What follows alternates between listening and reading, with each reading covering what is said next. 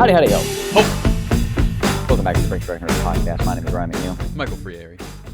And another year has come and gone, and we closed the door on the inaugural BT&H Challenge, which we have commenced upon in 2025. If anyone was aware.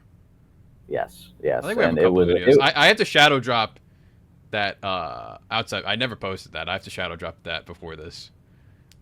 Which one? The one we did outside. I had the second one we did outside, but I never dropped the BT&H update. That's outside. right. That's right. We only dropped the summer one. Yeah, great vibe. But I mean, this is great. We're able to see us track the challenge throughout the year, and it's the same with our end of year list. And we look back at some of the categories we picked at the start of the year. We weren't too pleased with ourselves when we got to that category, and we're going to also take a look ahead at next year's categories as well and what we're doing there. But 52 movies this year, Mikey. 52 movies. How did it feel? The challenge. What was your evolution? That's a good question. I think both of us kind of had I wouldn't say hit the ground. We had a good steady pace. Movie a week, at least for myself. I know. I don't know. I think I was into week. I think I was about into week 20 where I was consistent, and then things kind of started to drop. And I hit that late November, early December kind of race. I wish I kept it steady, or at least finished early maybe, but maybe steady's better because, if you're cramming them in the beginning, at the end, you kind of get tired of watching a movie, and it makes it feels like work. Like a movie less, I feel like. We're just like, true. Yeah, it feels like something you have whatever. To watch. 3.5, 4 stars. Yeah. I've been there. Just give it 3. Just give it 3.5. I don't. So yeah. I mean, it was fun. It never felt like, oh my gosh, I don't think I'm gonna finish this thing. I just had to pick it up here and there a little bit. A key word, Mike. A key word. Challenge. This is a challenge. It's not called the BT&H Cakewalk. It's the BT&H Challenge, right? It is indeed not the BT&H Cakewalk. No. And I was about the same as you. I was pretty steady. The dog days of summer hit. Yeah. Brother, did the dog days of summer ever hit? And around September, I went through a major list readjustment to try to find as many movies that could kind of fit with Christmas and Halloween, and kind of so I could seasonally watch with the challenge because I had a lot of stuff that didn't really fit. Mm-hmm. So I had to do that, and then I think there were 3 or 4 movies between Christmas and New Year's that I had to bang out. I think I finished on the 29th or 30th. What day did you finish on? I think the 30th. I finished the 30th.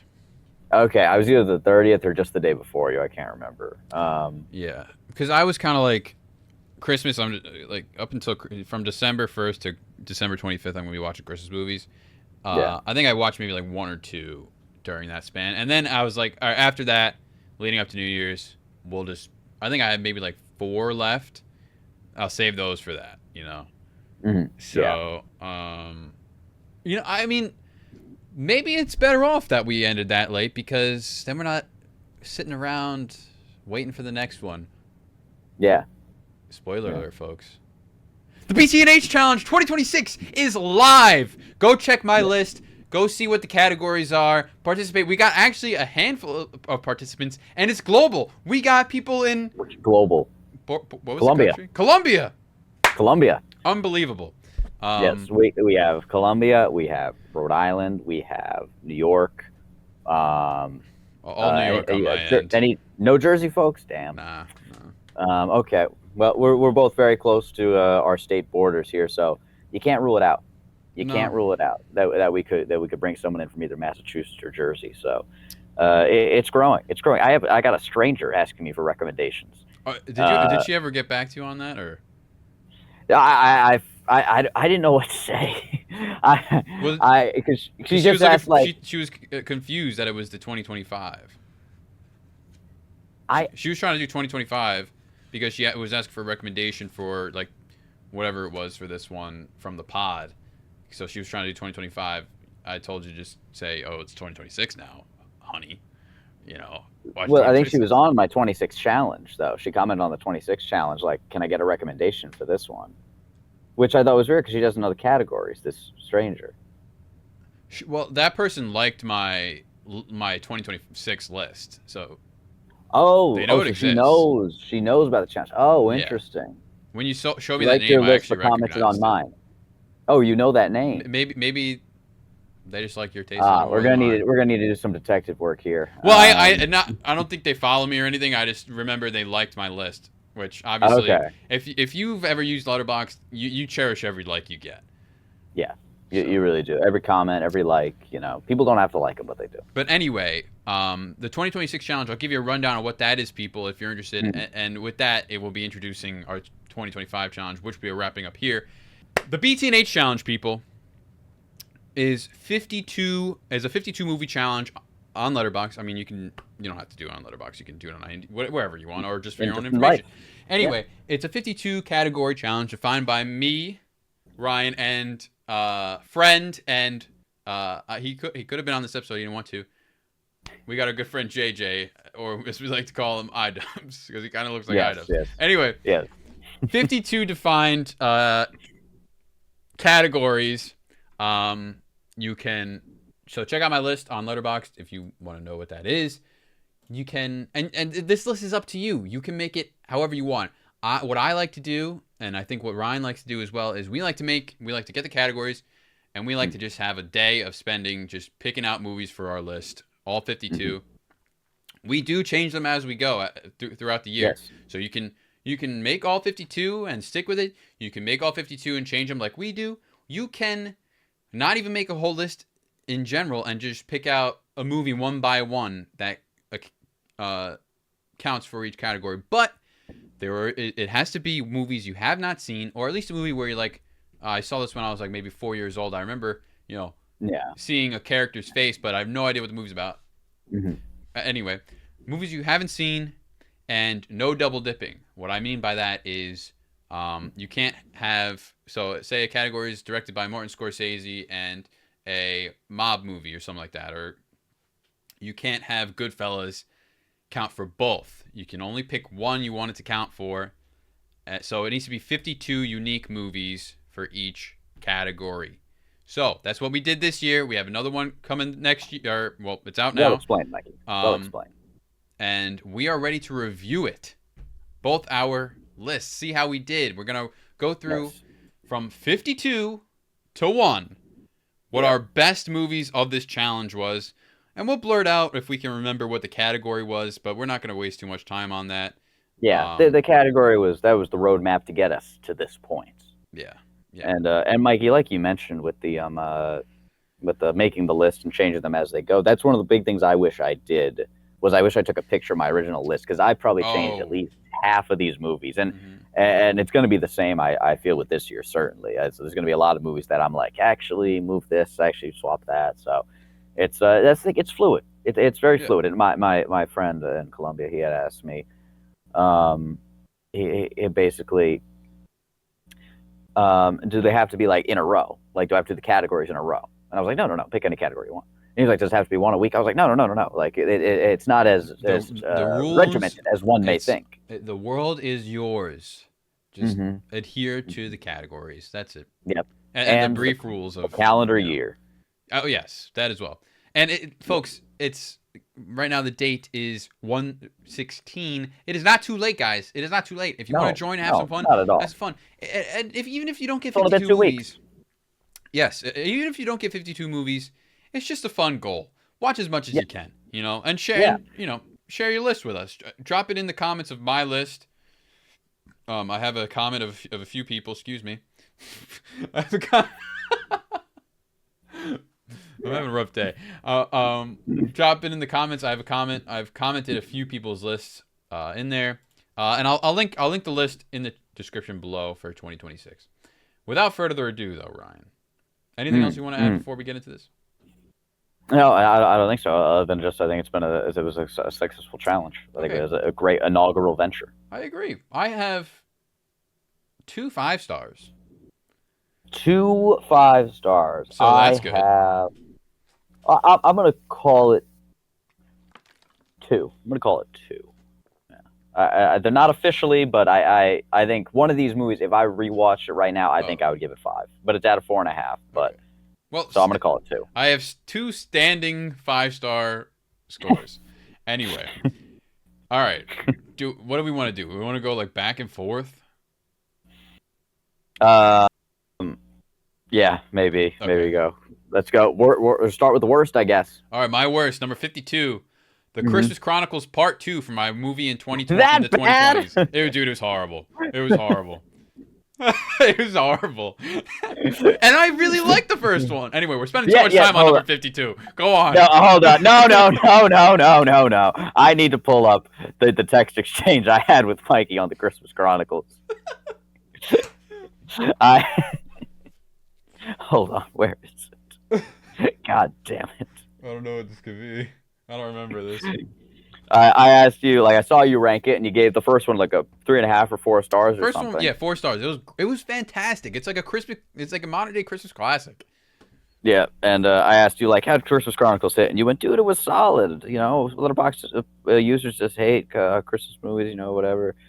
And then the next day I asked you, so the Christmas Chronicles mythos did not grow when I saw you rank the next one. And you went to dove too deep into the mythos, and they lost the plot. It was really bad. It was so bad. All right. Well, my 52, this was my directed by Ridley Scott movie, and I thought I was gonna like this one. The movie was Legend with Tom Cruise and Tim Curry as the devil. Cool. I could not stand it start to finish. Oh. Like like Tim Curry as the devil is pretty cool, I guess. It has its moments, but the whole movie was just so 80s. It felt so, I mean, this is in the worst way possible. It felt so fake. It felt long. It felt drawn out. And it was an ugly movie to look at for the most part. And like, Tim Curry's not in it a lot either. So he's like, that stuff doesn't really give you enough to chew on. And I mean, it's Tom Cruise, right? Yeah, Tom Cruise is in it, a very young Tom Cruise. And it just didn't hit for me at all. So that's 52. A disappointed way. That's a shame. All right. It was a shame. 51, I have Kingpin, which is my Woody Harrelson exports. Really bad. Yeah, my 51 was Fear and Desire, which was my directed by Stanley Kubrick movie. Man, I got two great directors. Why did you pick that one? Bottom two. How many have you have? I mean, I guess Barry. You don't want to spend the time watching Barry Lyndon. I didn't want to spend the time watching Barry Lyndon or Spartacus, honestly. And this movie was on YouTube, so I was like, let me just watch this. It feels like a movie that a guy made on the weekends. Okay. It's not. It's barely a movie. My number 50, a movie that I wish I really never thought we would never talk about this movie again. Nosferatu, my vampire movie. Dude, this movie's made so many appearances in our episodes. Just move on. My number 50 is Yes, Virginia, There Is a Santa Claus. Okay. This was my movie with the state in the title. It's just a really bad Christmas movie, but not in a fun way. So garbage. Interesting. Both of our state in the title movies are, a double meaning, state and name, because it's like. Oh, do you Raising Arizona? Yes, I do. Don't spoil. I didn't tell you what it is. My 49, an actor that's dead. I have The Blob. My favorite category I came up with. My number 49, Nosferatu. Move on, Mike. I didn't know that was on your list. Yeah. Oh, okay. I watched that in theaters, brother. Theaters. My 48, I have The Nutty Professor. I don't remember what this one was for. Okay. My number 48 was A Newport Christmas. I gave it 2 stars. It's a Hallmark Christmas movie. It's terrible, but I love every second of it because it's like exactly what you want out of a Hallmark movie. So 48, number 1 in my heart. Interesting, because my chick flick it's not technically a Hallmark movie, but it's a Hallmark Essence movie that's on Disney Plus. I have Joy to the World. Oh, who's in this one? I don't think I know. It's the guy from One Tree Hill. What's his name? No, Chad Michael Murray. Okay. And it was charming, but okay. So okay. I mean, I was expecting it to be maybe the worst, but it was charming. Okay. Newport Christmas, that was my movie filmed in my home state, if I remember correctly. Okay. You're 47 now. My 47, one of our favorites, Jump, jump, the house is jumping, ladies and gentlemen. Smart house. Ooh, ooh, ooh, ooh, ooh, ooh. Honestly, I want to give that a rewatch. Me too, dude. Like with AI, like Smart House was a cautionary tale. 2.5 stars. Like, so I mean, I'm at 47 right now, and I gave it 2.5 stars. So everything 47 up is average or better, That's in my true. opinion. So like, that's not bad. My That's not bad. 47 So, is yeah. also my first 2.5. Everything else was 2. Hey. Anyway, 46. I have The King with Timothée Chalamet. I don't remember what this one was for. I think maybe Netflix like original, maybe. I think no. I think I have. What's that movie called? The one with Taron Egerton. Oh no, yeah, that was my Netflix original. Excuse me. Yes, you're right. Netflix original. My number 46 was The Man Who Fell to Earth with David Bowie. It's Yeah, I had that on my list, and then you strongly disrecommended it. I gave it 3 stars. Like, it's just so painfully fine, and I thought it was fine. I think you would not like it at all, though. That's Okay. why I strongly disagree. Like, you would like it less than me. Okay. That's why I was like, don't waste your time. Yeah. But all right. yeah, that one I will not be rewatching. My 45. What,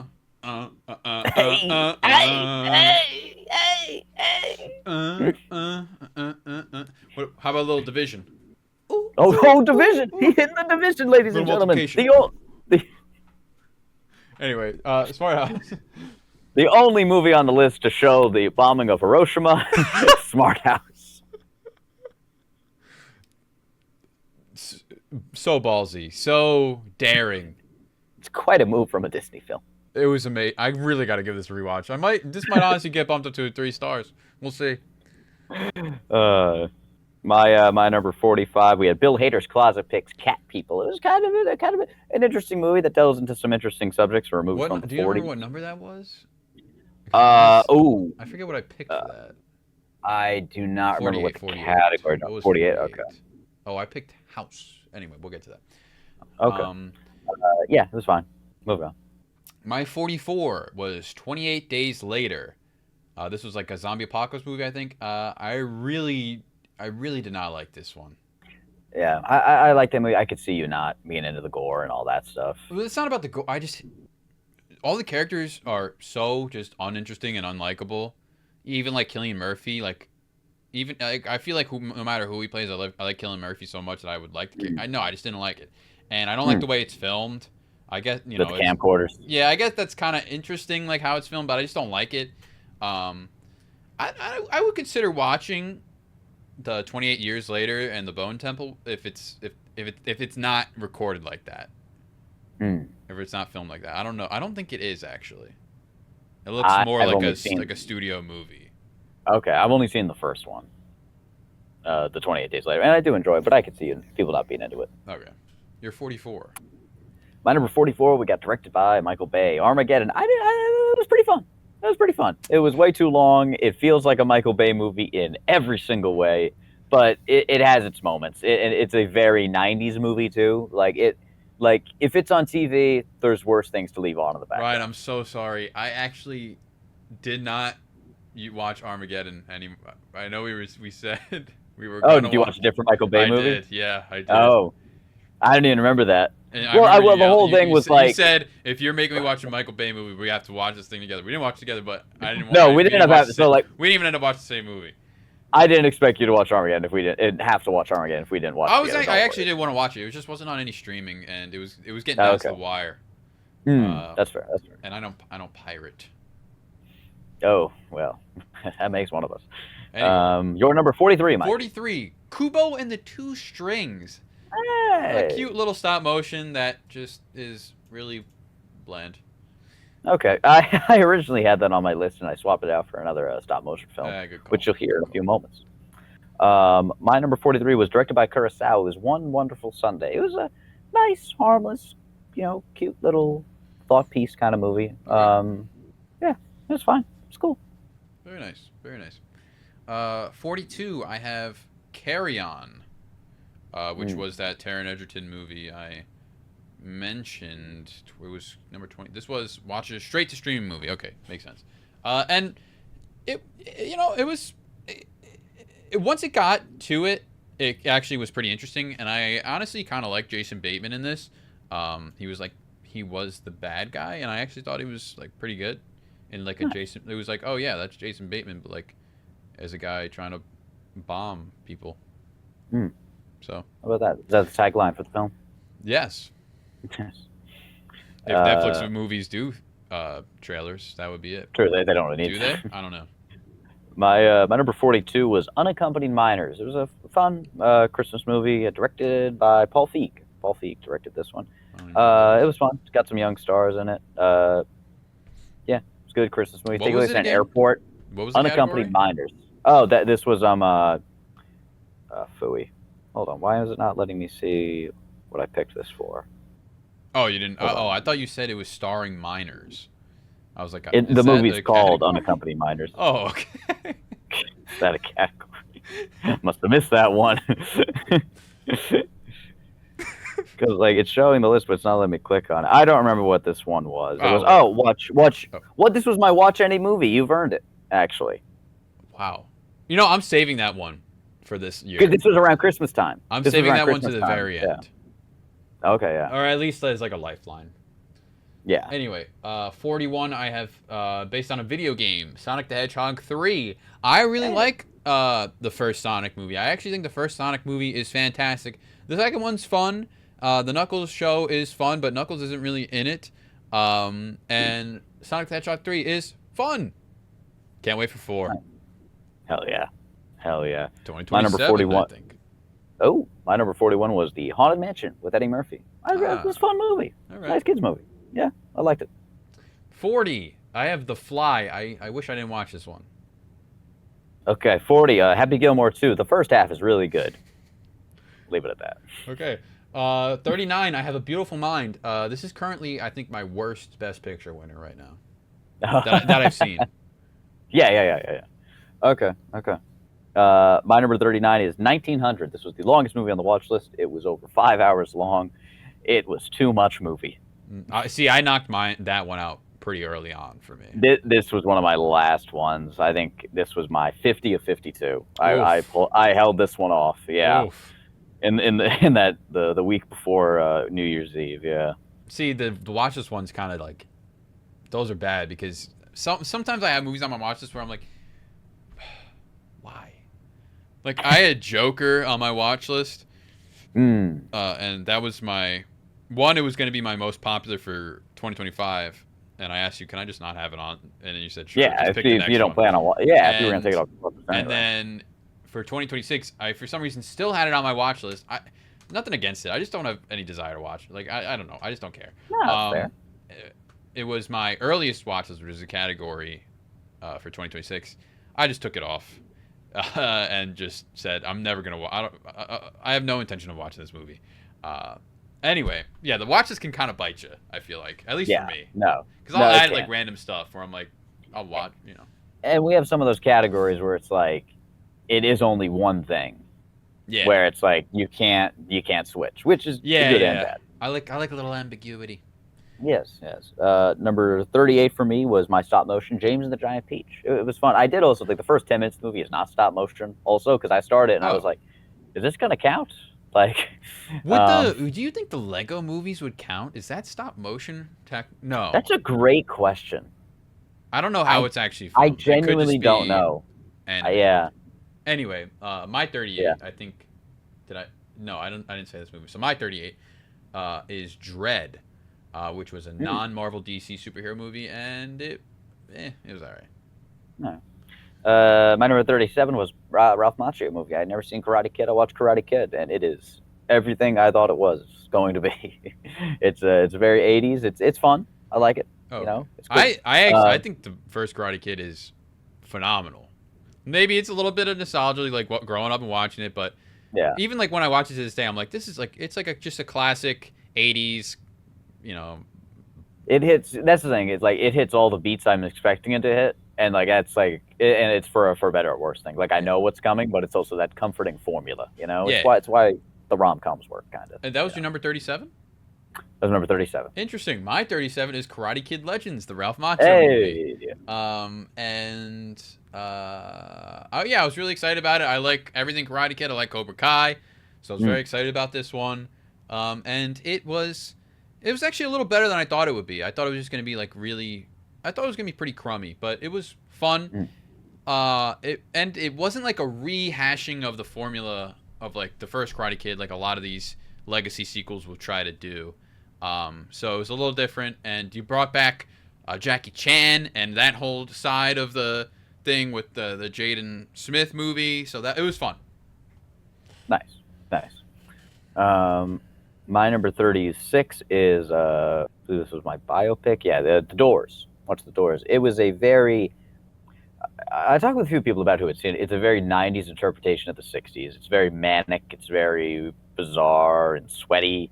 The movie is a little too long from what I remember. But the main thing that carries it through is Val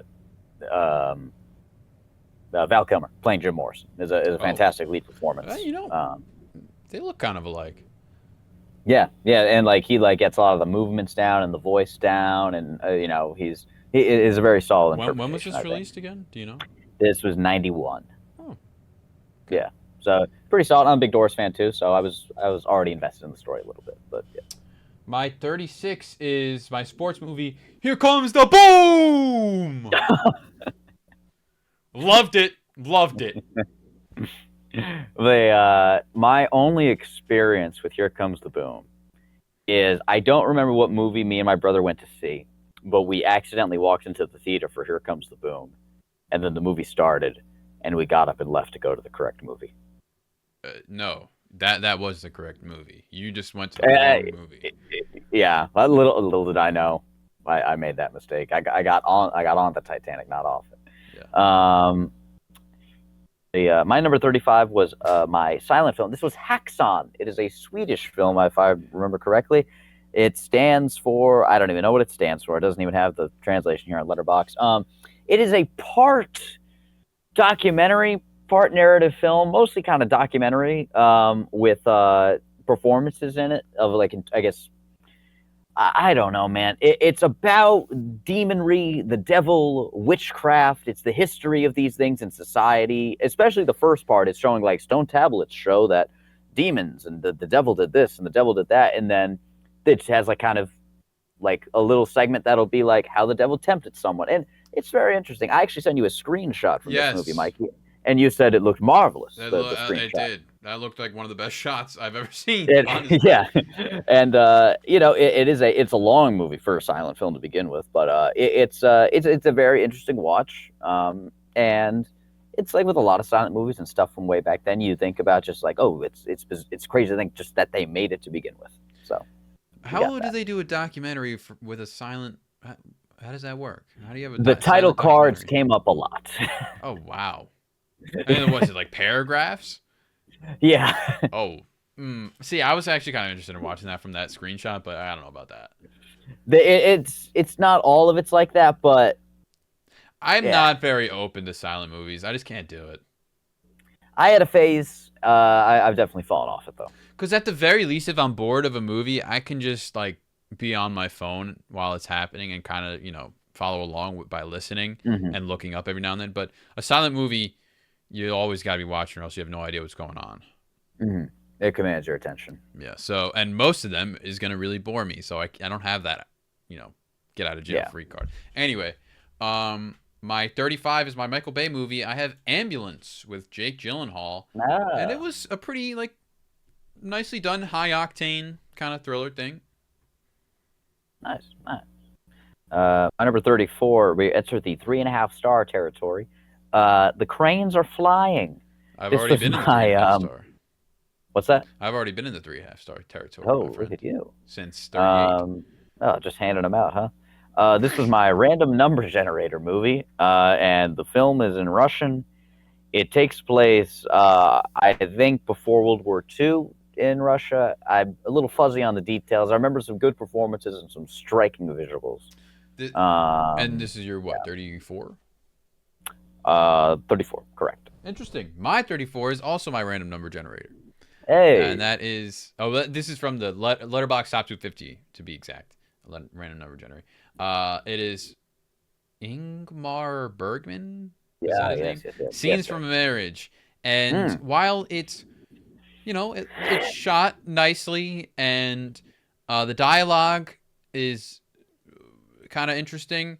My God, snooze. Okay. My number I'm having fun. 33 is Howl's Moving Castle. Oh, what'd you Uh, give that one? 3.5. I I have to liked it. say, I think that's the most overrated Ghibli movie. I I'm don't not know the crazy about culture. it.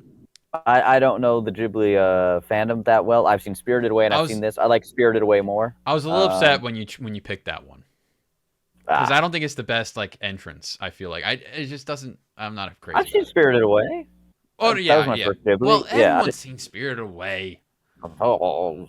But yeah, it was fine. It was Okay. cool. I probably won't watch it again, but 3.5 had some neat stuff going on in Uh, what are you? 33. That was it. Yes, that was my 33. 33. Was my Bill Hader classic pick, and that is House. It's like this is like I don't know if you've heard. Have you heard of it? Oh, so I don't think so. It's like a Japanese horror-ish movie. It's pretty campy. There's some cool visuals, and it's a lot of fun. And it's like I don't know, kind of bad, but like like the effects are kind of bad.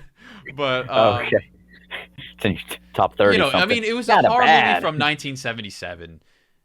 Okay, so it's definitely in the camp. Yeah, In it's the very, camp. very, very campy. And like Okay, the so music's good. There's some like really cool moments. I wasn't really interested in the story. I could barely tell you what even happened, well, but it you was a good hated time. this movie.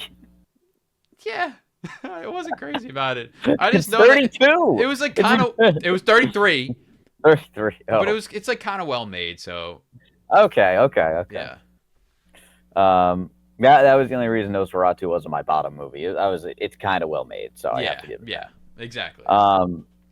32 for me was my best picture winner, and this was It Happened One Night from 1934, a Clark Gable movie, one of those movies that kind of gets thrown around a lot in film classes and stuff. It's a fun kind of it's kind of a road movie, I guess. Directed by Frank Road. Capra, director of It's a Wonderful Life. Oh, So it was pretty fun. what Had its year moments. was this? 1934. There were times it just kind of kept going for me and lulled a little bit, but overall it was a solid movie. Good two lead performances. Okay. 32 for me was my A24 movie Waves. And it's like fun, not fun. It's actually not fun. It's kind of very emotional and Mm. dark. But it's like a high school I wouldn't say it's coming of age because like really bad things happen to the main character. But it's like I guess if Euphoria was a movie in a way. Yeah, I don't like that selling point. I mean, no, it was good. It's not like it's not as like dirty and as Euphoria. It's like teens with a lot of pressure on them, Okay, and okay, they'll do bad things, and okay. this has a really good soundtrack. Lots of great songs like Frank Ocean and Oh, right up your alley. company. I'm forgetting everyone else, but yeah, it was pretty good. Nice. My number 31 was category was this guy right here. This was from Frank Ocean's Boys Don't Cry movie magazine. Look at that. This was the Friends of Eddie Coyle. Pretty good mob movie from the 70s. It is one of the most Boston movies I've ever seen. Because there's a lot of Boston movies that like are in your face about it. This movie just feels like rugged 70s Boston naturally, and it's solid. It's a solid mob movie. Really good lead, really good performance by Robert Mitchum as well. So, Oh, I like Robert Mitchum.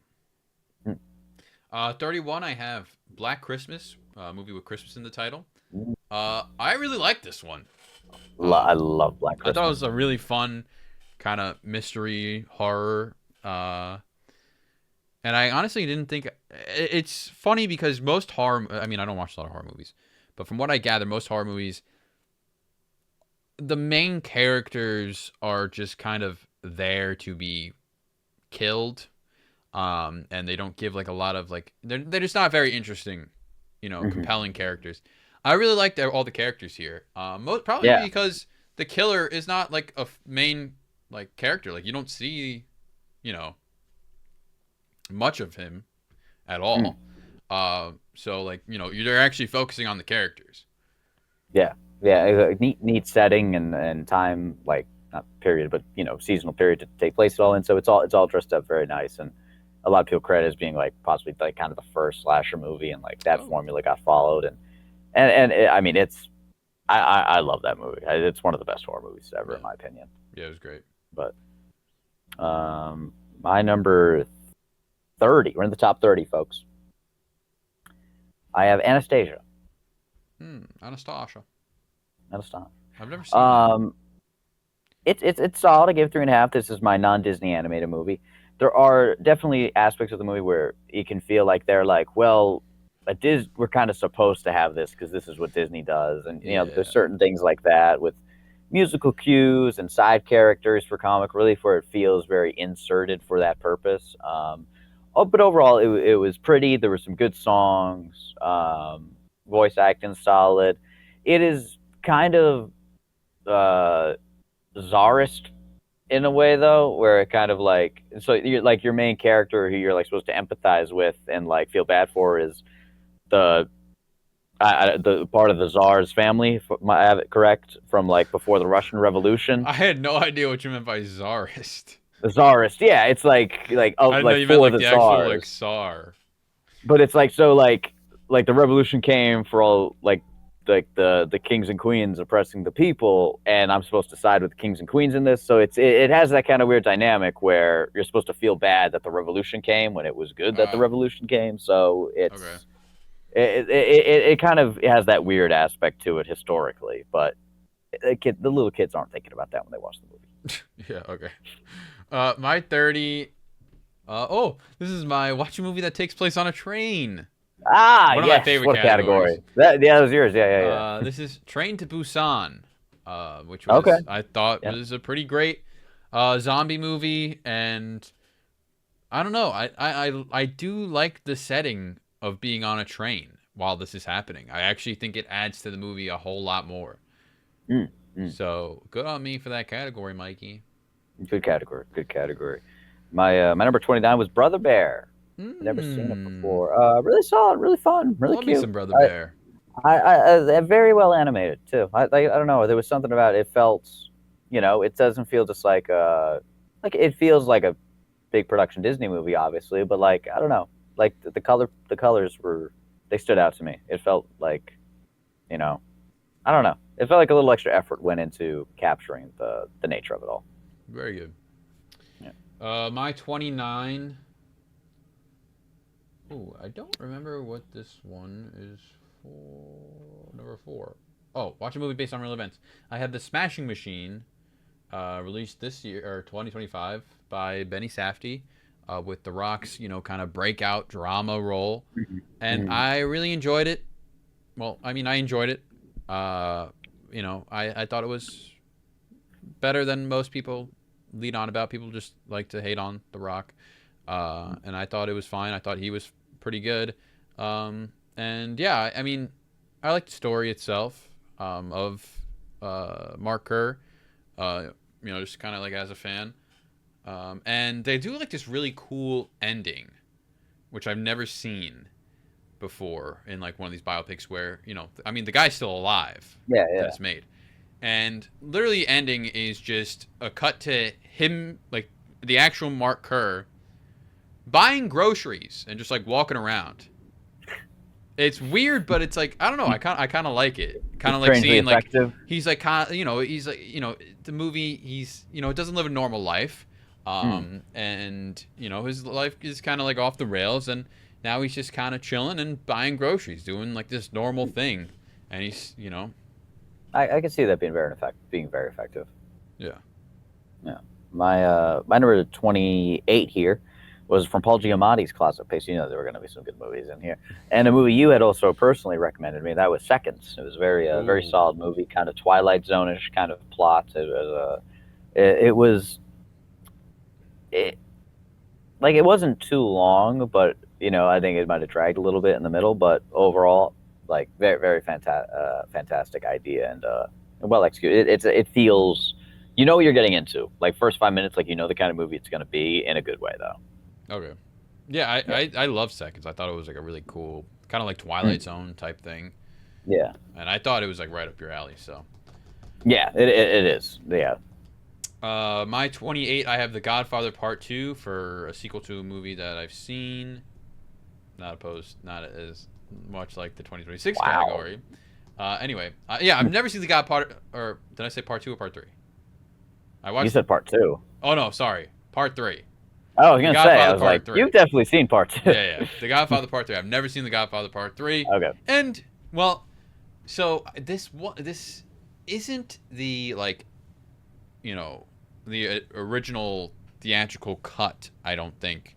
Because if you go on Amazon, it's like, I guess like a director cut. I forget what it's called. Yeah. It's like the death of Michael Corleone. Yes. Yeah, you yeah. You can't find the regular one on Amazon at least. Okay. So that's what I watched, and I thought it was pretty good. I really liked, what's his name? Andy Garcia's character. I thought he was a nice addition. And I liked just like this story, seeing like Michael Corleone old and having to, kind of find a successor, and like he's just losing his grasp, losing his grip a little bit. I saw it, and obviously it gets so much hatred, but I mean I watched it, I was like, yeah, it was cool. I liked it quite a bit. I thought all of, like I said, Andy Garcia's character, and I thought all of, like Michael's whole storyline when he was just rocking solo, this Vatican stuff and all that stuff. I thought that stuff was really interesting. I really like the Vatican stuff. Like there's an incredible movie, like hidden inside this movie.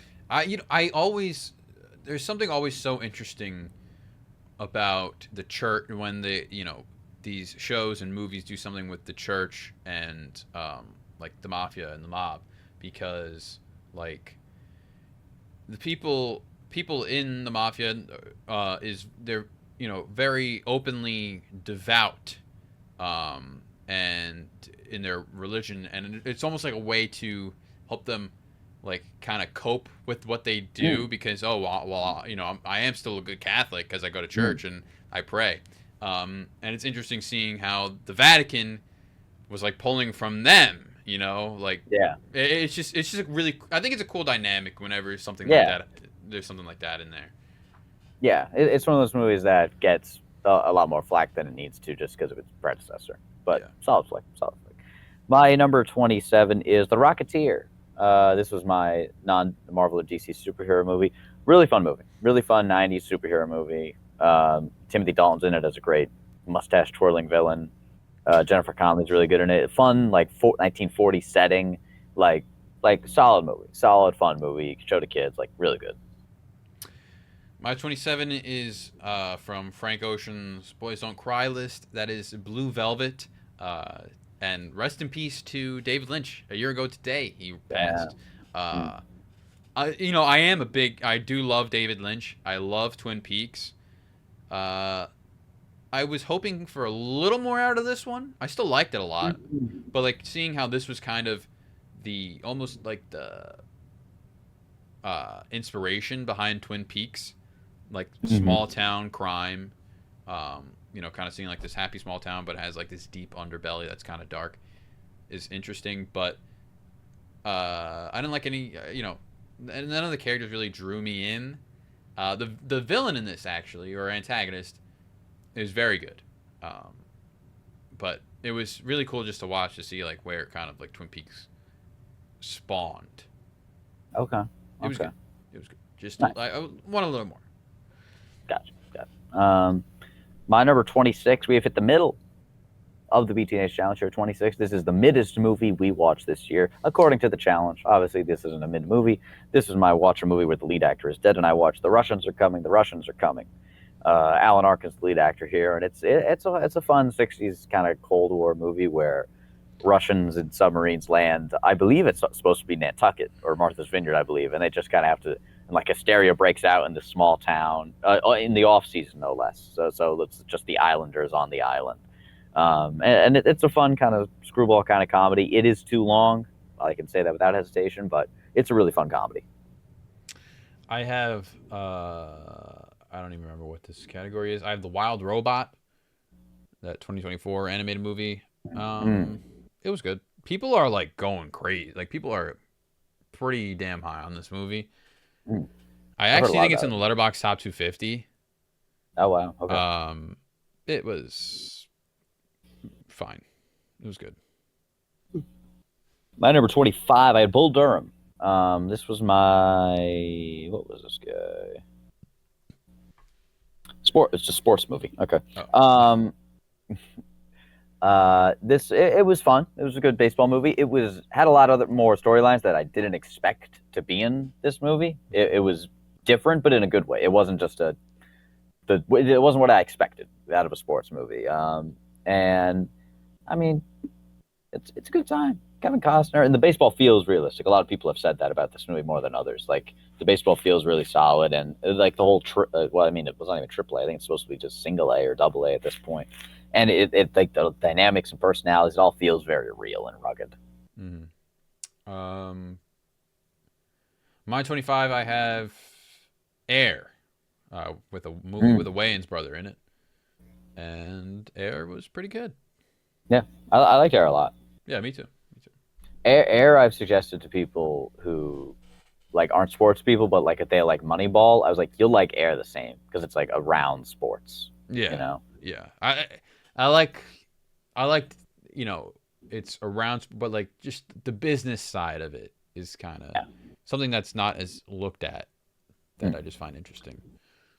My number 24 was watch an Italian movie, and this was Roma by Federico Fellini, and really solid. It was kind of like a portrait of not necessarily his life, but it's kind of supposed to be semi-autobiographical, I believe, of just Rome from the 30s into the 70s. So seeing fascism rise, see fascism fall, but it's all very tongue in cheek, and it kind of has fun with all of it. And like all of Fellini's movie, it's very surreal at a lot of moments in it. And I mean, the movie looks beautiful. It's filmed in Rome, so.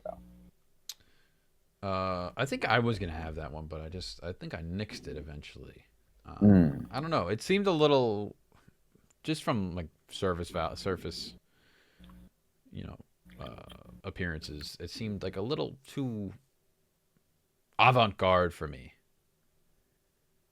I mean, a lot of people said. I mean, that's what a lot of people have with 8.5. It's just a little bit much for them. Yeah. In that direction. So. Okay. My 24 is The Last Duel, directed by Ridley Scott. I haven't seen a lot of Ridley Scott movies. I don't know why I picked this one, but I did, and it was you sure did. It was cool. It's kind of like it's actually, I really like how the story is done, where there's like this so it starts off with there's a duel between Matt Damon and Adam Driver, who were buddies back in the day in this movie. And then like some like allegations come out, and there are 3 parts of the movie, and it's the story. It'll like a little title card will come up with saying the story according to Matt Damon's character, then the story according to Adam Driver's character, then the story according to Matt Damon's wife's character, who is making the allegations, and then it says in parentheses, the truth. I kind of wish it didn't say that, so it was kind of like we don't really know who's telling the truth. But yeah, I kind of like how that's done, because you see everything happen 3 times over, but in a different perspective, and then you get to the duel at the end. Nice. My number 23 was a movie, 1408. This was essentially a horror movie with John Cusack. He basically plays a writer who goes to a haunted hotel room, and the room is really like haunting him. Like it gets into a lot of stuff like about his past and who he is as a person, and there's a lot of great fake outs. It's one of those like kind of like there's some like regular scary stuff, but a lot of it's just kind of getting under your skin kind of stuff, and it's a very interesting movie.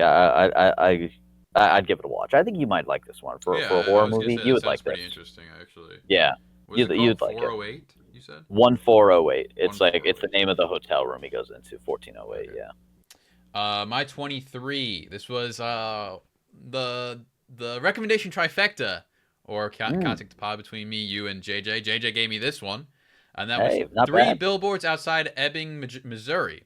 Mm. Have you seen this movie? Yeah. Good.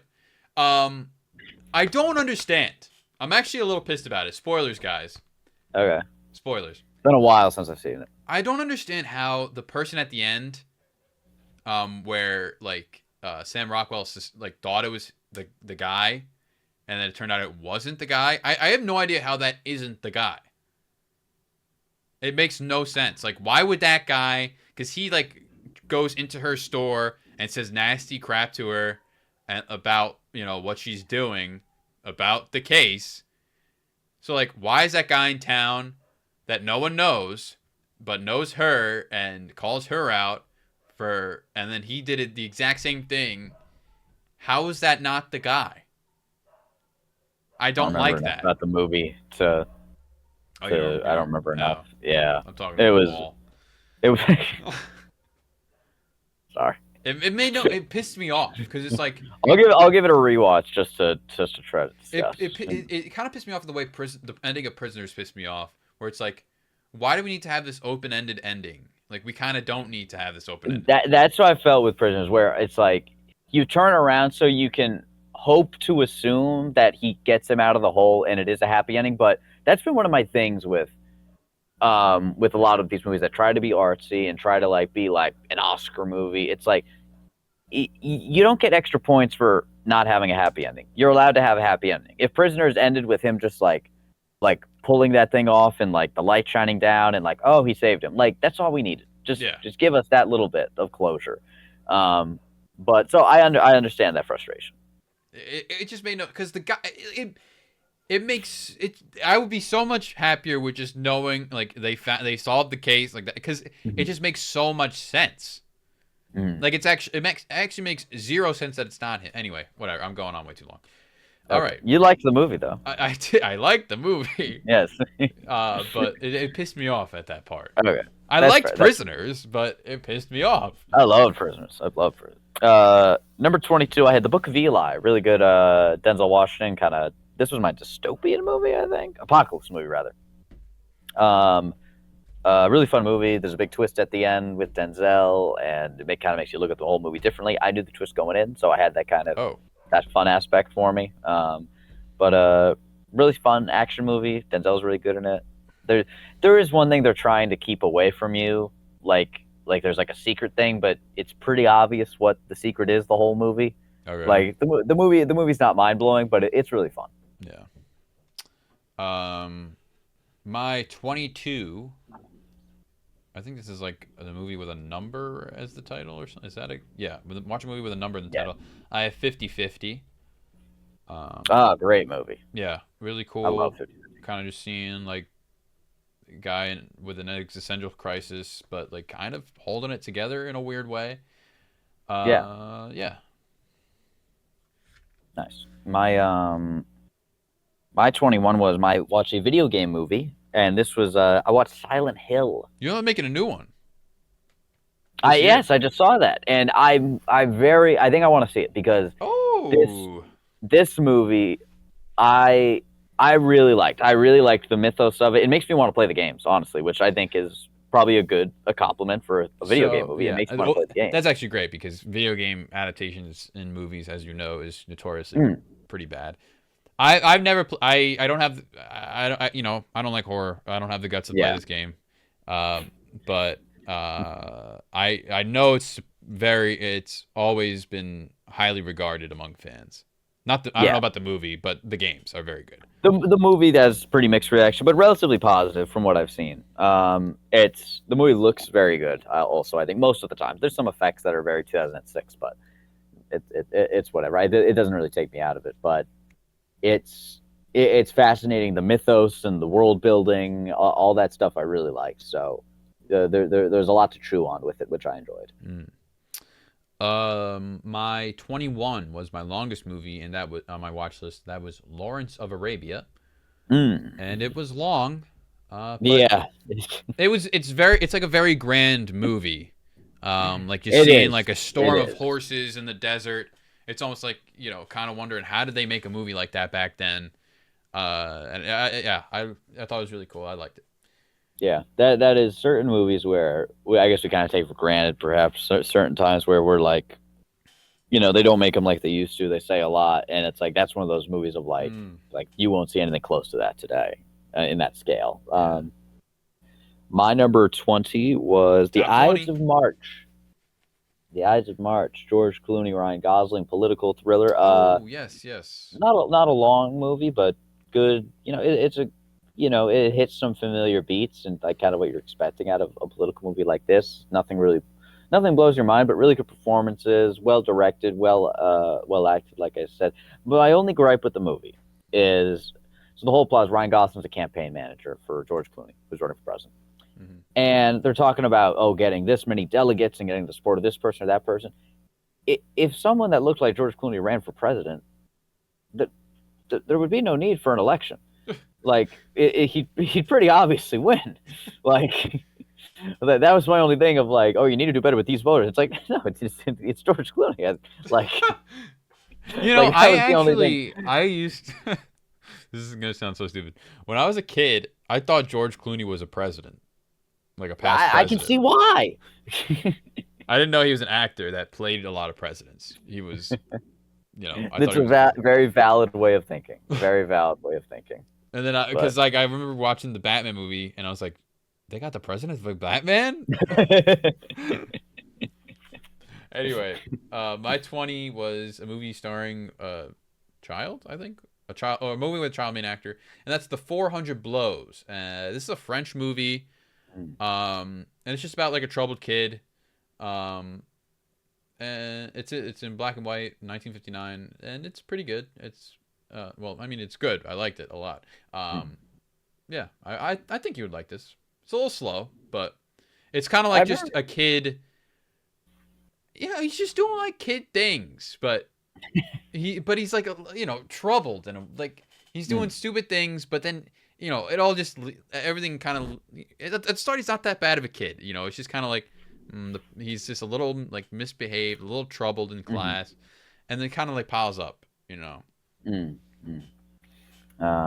My 20 is watch a movie with a Wayans brother in it. I watched Don't Be a Menace to South Central while drinking your juice in the hood.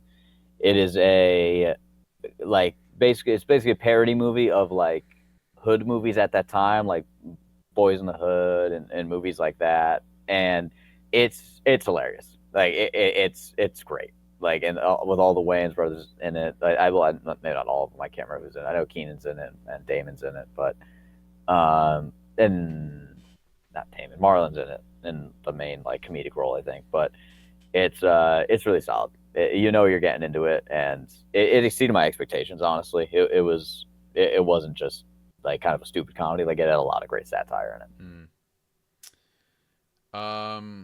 My 19 is Raising Arizona. Watch a movie with a state in the title. I think this is probably my favorite Coen brother movie. I thought it was a lot of fun. Probably up there for me. I think what's his name? Why am I blanking on his name? Nick Cage. Nick Cage. He was hilarious. He's great in this. Yeah. Yeah. Like he was born to play this role. Yeah, he was so good. My number 19 is a movie released in 2020. This was animated. Happy Halloween, Scooby Doo. Oh, and and man, I gave it 3.5 stars. Like if I watch it again, it might be a 4. Like this movie is so much fun. It is good God Almighty. It is short as can be. Hold on, how short is it? It's 77 minutes long. It is the director is Maxwell Adams, who invented Billy and Mandy. So like, and it just gets what people want out of the characters that people have seen for years, and there's like it's very fun. It's really fun. They do a lot of good tongue-in-cheek jokes. Like, really good movie. My 18 movie directed by Stanley Kubrick, Paths of Glory.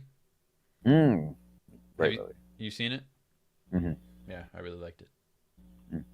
My number 17, I have Sleepless in Seattle. Nora Ephron. Oh, I've never seen this. Yeah, it's kind of another one of those classic. It's a Tom Hanks, Meg Ryan rom-com. You know what you're getting out of it, but it's just very well written, very well acted, it's just two charismatic leads, and it kind of plays the movie and Affair to Remember with Cary Grant and Deborah Kerr is referenced a lot in this movie, and this movie's kind of a companion piece to it in a sense. Like they talk about the movie directly in it, this movie. But that Affair to Remember is my mom's favorite movie, so it was kind of cool to see this movie kind of talk about that one so much and stuff. So a little pair watching, perhaps. Yes, you definitely could watch these together. But yeah, good movie. Hold on, I totally forgot to mention this.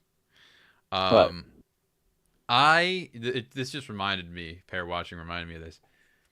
I told you. So when I was in Florida, we get like a car. Like there's like a car service that deals with a lot of these like. Oh. Yes. Yeah. It's not Uber. It's like Yeah. Whatever. And the guy was like over here. Me and my friends that we brought, Nikki and our friends that we brought down. They're all doing the challenge for 2026, and we're all talking about like, oh, let's all watch because we all have Frankenstein on our list. Let's watch Frankenstein tonight.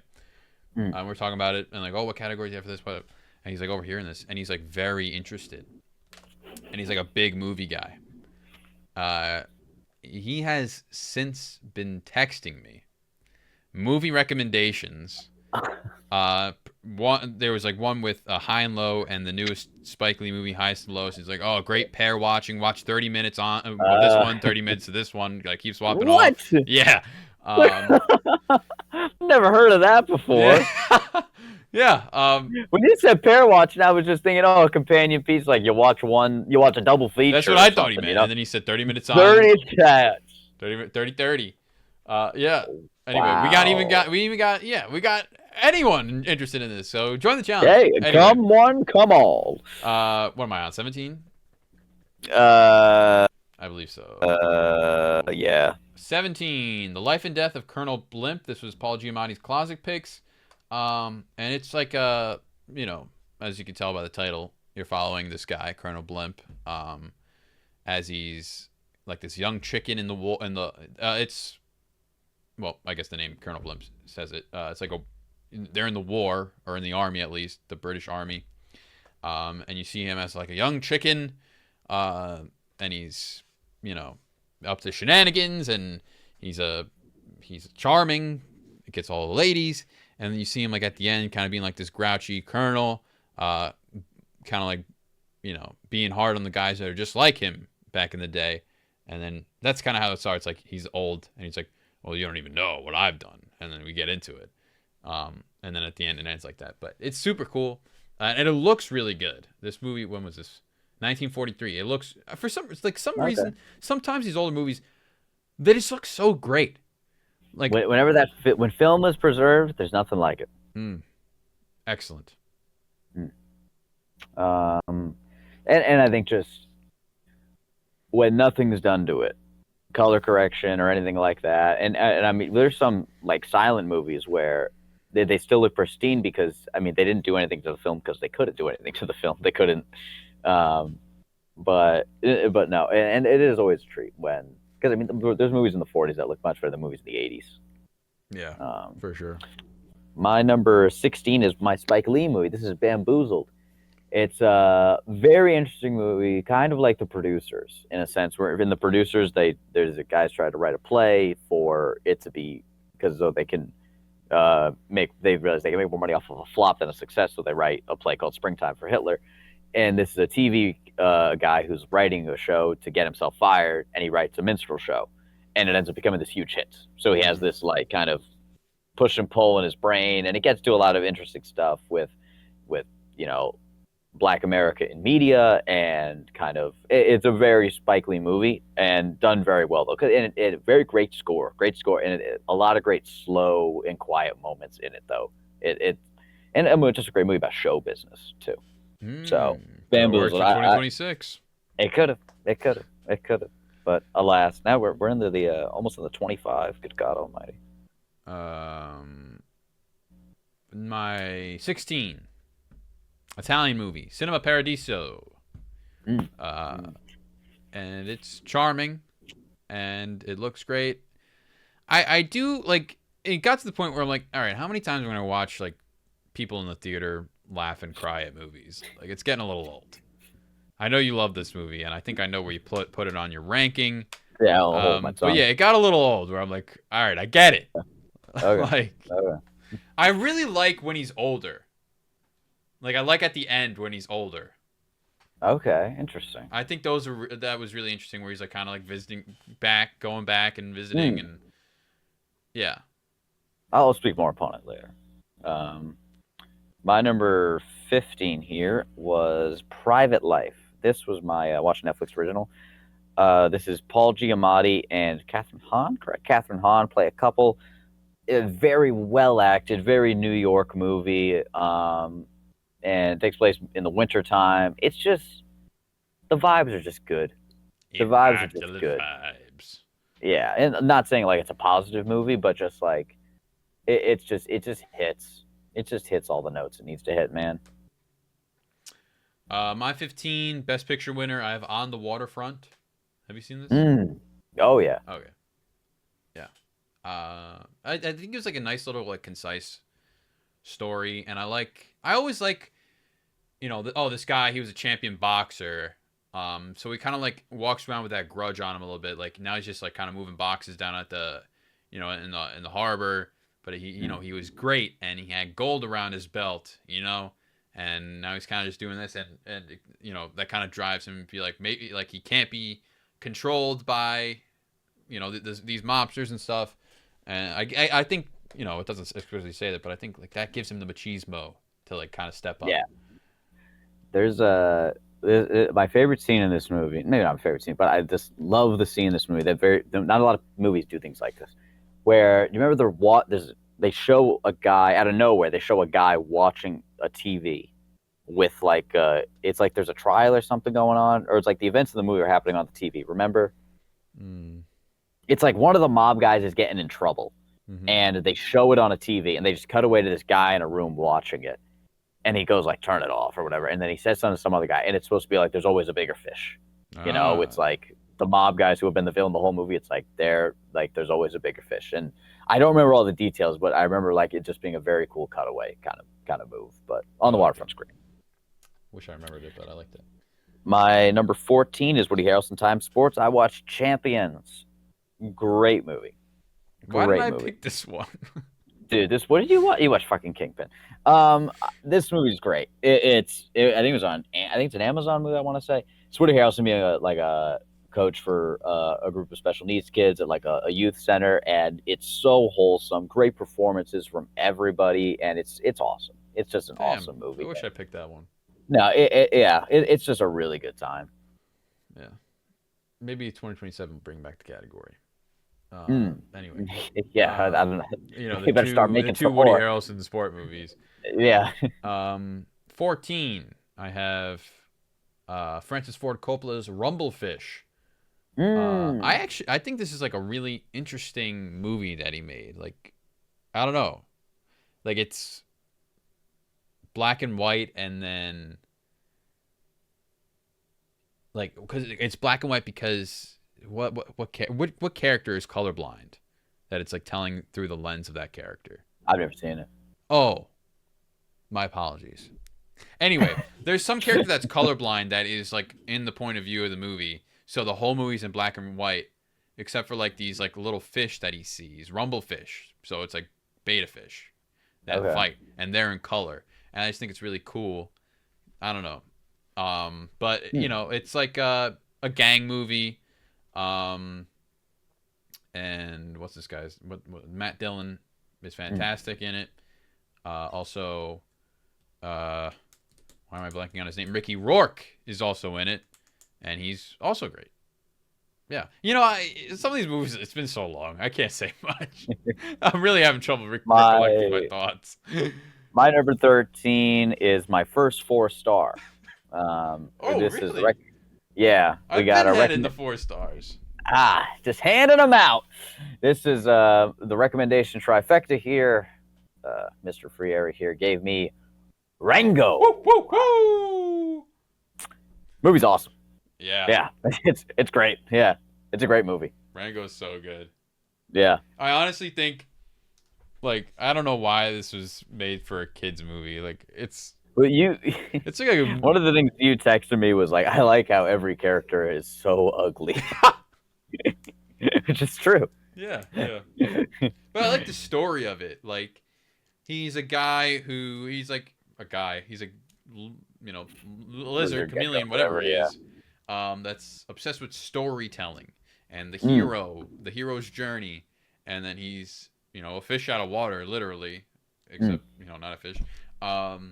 And this town, they need someone to step up, and he mm, uses his storytelling to give himself the gall to do so, and in mm, that, he becomes that very thing.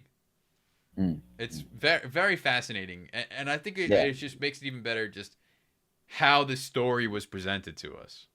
Yeah. It could have been like just some regular Western live action movie, but they decided to go with a Johnny Depp chameleon um, that looks gross, and it's a Nickelodeon original movie at that. Yes. Just such a Yes. weird way to be fed this. It's like a Better Man, Oh Robbie yeah, Williams biopic, where it's like I make him a monkey. yeah. Um, my number 12 is Night of the Hunter. This was my Oh what was wait. this one? Oh, you skipped me. You Oh, skipped me. My 13. oh, did I? Yeah. Oh, I went right to rank. Oh yeah, I skipped you. Apologies. Wow. 1,000 My apologies. 13, directed by Spike Lee. I have Inside Man. Mm, This is. Have you seen this one? yeah, real Okay. solid. Yeah, I really liked it. I liked the kind of cat and mouse game. I don't know who plays the main like villain. I've never heard I of think him. that's Clive Christopher Owen. Plummer, isn't it? Oh, Clive Owen's in that. That's right. I've never He heard of played. this guy, but he is He fantastic. was in Children of Men. That was a big movie back in the day. I don't know what else he's But I always like these movies where it like shows how you know the police force, when these things happen, it's not all action. It's a lot of waiting and Yeah. negotiating.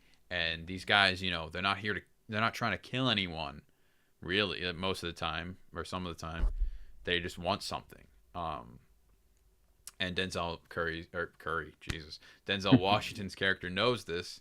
And I think it's just really clever, like how everything is done.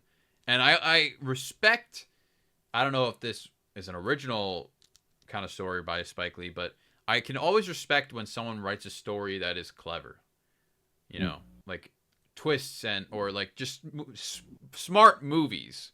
You Yeah. know, where I like just the fact that you need to think of this and then translate it Mm. on the big screen is interesting. The I think there was a letterbox review for this movie. I remember that it just said like, so I got this role for Willem Dafoe. He plays a cop, completely normal, nothing interesting about him, cop. That might be the most normal Willem Dafoe role I've ever seen. It has to be. Yeah. It has to be. My number 12, which I spoiled, Night of the Hunter, beautifully shot movie. This movie bombed when it came out. What a movie that is! So good. Yeah, people weren't ready for this. It's one of those few movies I watched and I'm like, yeah, I can see why this bombed. People weren't ready for this. And it's, the whole idea of the antagonist being because the plot itself is, it's interesting. It's very well written of, the kids got this money in the teddy bear, but they're trying to get on the run from this guy and blah, blah, blah. But the antagonist being a Catholic man who thinks he's owed these things and justifies his villainy through his faith, it's almost similar to the conversations you said about Godfather Part 3. It gets into I that kind of love that territory. dynamic. I love it. Yeah. And this is like, this hits in the 50s. Like, this was like, yeah, like, it was, this is tremendous. This was tremendous. And so beautifully shot. So many that's a fantastic great shots in this movie. Great movie. Yeah. So that's my number 12. My 12. We're into 4.5s, people. Ooh. I have The Hateful Eight, Quentin Tarantino. I I knew there was a big twist, but for some reason, I knew it had to do with it ain't eight of them. There ain't eight of them. I just kind of like that was my guess. Yeah. Sorry, spoilers. kind of, you know. But yeah, and I like it's in one room, um, just like this, whatever you call it, shack in the snow, and they're like, well, everyone's coming from like a different walk of life, different, ideas and different stories, and they're just like, we're all here for our separate reasons. Let's just hunker down, and then each character is interacting with each other.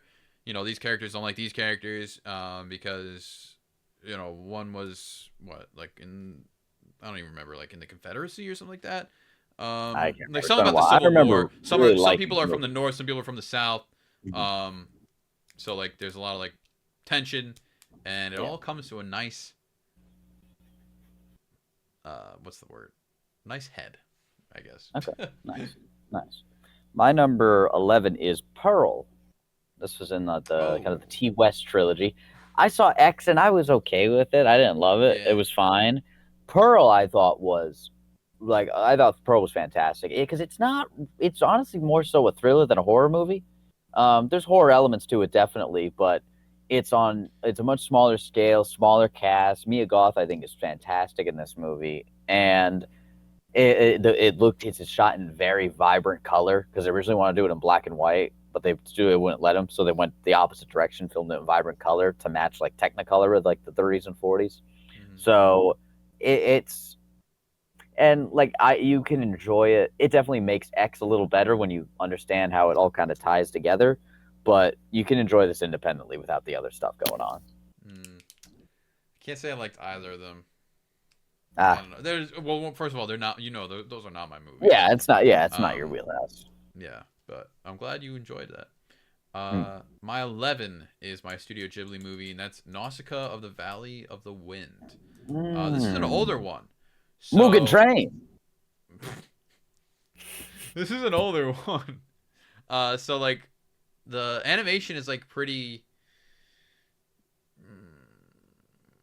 kind of tapered back and a little muted for Studio Okay. Ghibli Okay. standards. And the story is like really well done. And I like these, there's some Studio Ghibli movies that are just, you're just watching for the vibes, it's just Yeah. a vibe.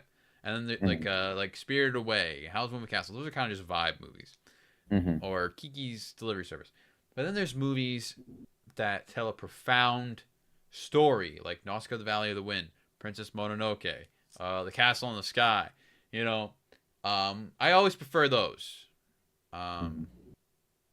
Obviously, just kind of like, I just like a story. But it was, it's about like, it's a kind of post-apocalyptic where there is like the world is overrun by, I forget, they're like spiders or something, like big like crab spiders. Hmm. And they're the only place where they will not go is in the Valley of the Wind. So they're protected there, and there's like people, outside that are like, trying to, wage war and gain power and weapons, and and try to harm the creatures on the outside, the people in the Valley of the Wind. And it's like a very cool movie about like the environment and war. Yeah, it's just very, very deep, very powerful. And even though it's like an older animation, I still think it looks great. Um, yeah. Nice, nice. We're in the top 10, folks. We've made it to the Woo! top Woo! Woo! 10. Woo! Woo! Woo! Woo! My number 10, I got Saturday Night, movie based on real events. It's kind of told. I don't know if it's necessarily in real time or no, it's not in real time, but it definitely feel the. It's all on the day of Saturday Night Live's first airing, and I'm a Saturday Night Live guy. I think it's just the history of it's very interesting, and that original cast and historically what it meant for television and just counterculture at the time, and this kind of captures a lot of that stuff very well. They got some good. I think they captured the personalities of the original cast rather well as well, and just the overall chaos of what went into making that show, like what led to it happening and how difficult it was to make it happen to begin with.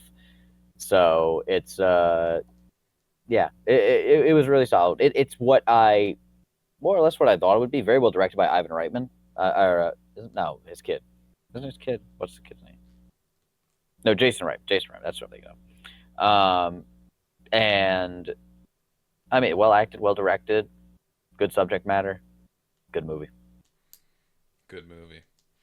My 10, kick it off my top 10. I have my Kurosawa movie, and that's Ikiru. Mm.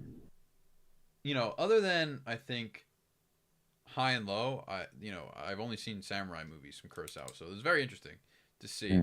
And I think I spoke on this in one of our videos recapping the challenge.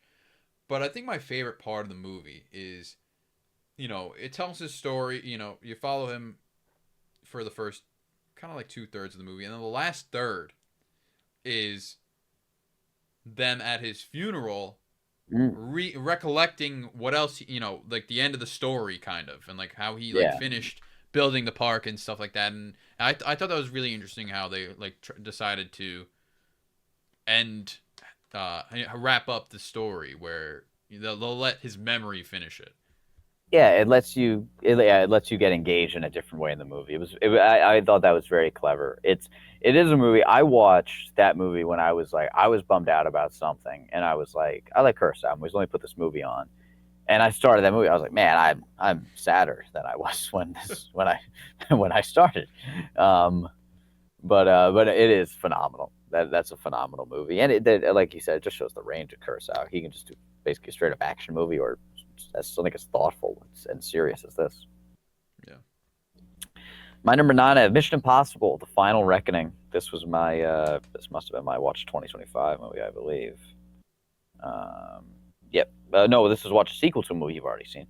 And it was really solid. I love these Mission Impossible movies. Big action epic. It had a lot of great action set pieces to it. If this is the last one, I think it's a fitting conclusion, and I greatly enjoyed it. So like they actually kind of give a sort of ending to the characters, or I think for the most part they all of them end kind of similar. This one had just a little more feeling of finality, and there's nothing planned also at the moment for another one right now. So it's because I think it was the 5th into the 6th one, if I remember correctly, had the same villain, and you could kind of tell the way the last one ended that it was going to go into another. And then these last two were a part 1 and part 2. Well, they were going to be Dead Reckoning and Dead Reckoning Part 2, but Dead Reckoning didn't do great because it came right around Barbenheimer, so they changed the title to Final Reckoning. And I think it could be the final one.